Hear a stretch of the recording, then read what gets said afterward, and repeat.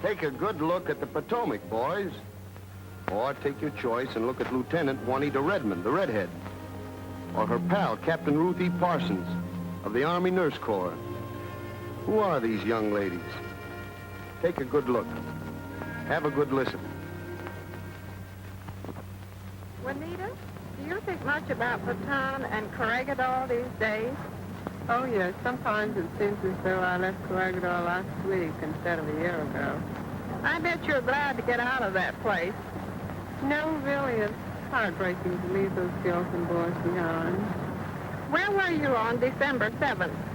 I was in Manila, except December 8th, 14 times. I was on light duty when I heard the Japanese had bombed Pearl Harbor. But even then, I thought it'd be some time before they started in on us. But the same day Pearl Harbor was bombed, Jap planes came over Manila. They took everyone by surprise. Panic-stricken, many people lost their heads. After the first raid, the Japs came back day after day. The damage was horrible. The day before Christmas, we were ordered to Bataan to set up field hospitals. And along the roadside, I saw the results of the Jap bombs. Natives trying to save their belongings were strafed on open roads. There was no singing of carols that Christmas Eve.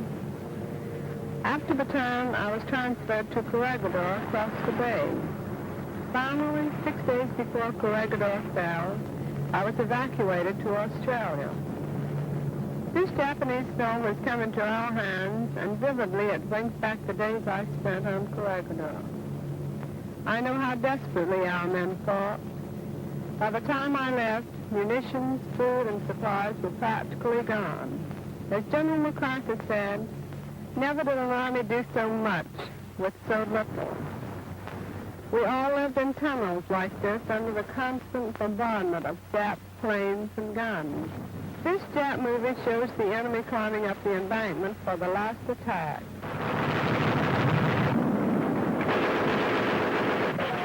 They hit Corregidor with every man and gun they had in the Philippines.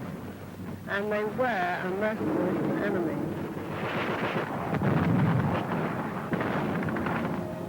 I had just arrived in Australia when I heard of our surrender on May 7th, 5 months after Pearl Harbor. I know how our boys hated this moment. I knew a lot of them well. Many of them I had nursed in our hospital. They fought until they had nothing left to fight with.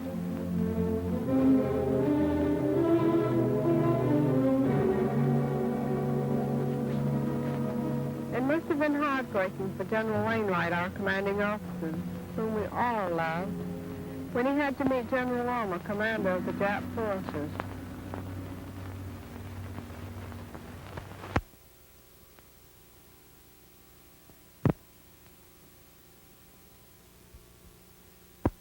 The Japs must be proud of this scene. And they must be proud of their general. Yes, Manila, Bataan, Corregidor, all in Jap hands now. The news is different this year. Yes, I wish those men of ours that are held prisoners by the Japs could know that the help that they've waited for so long is well on the way and that they're not forgotten. You're damned right they know, Lieutenant. Help is on the way. The kind of help we wish we could have sent them when their back was against the wall on Bataan and Corregidor.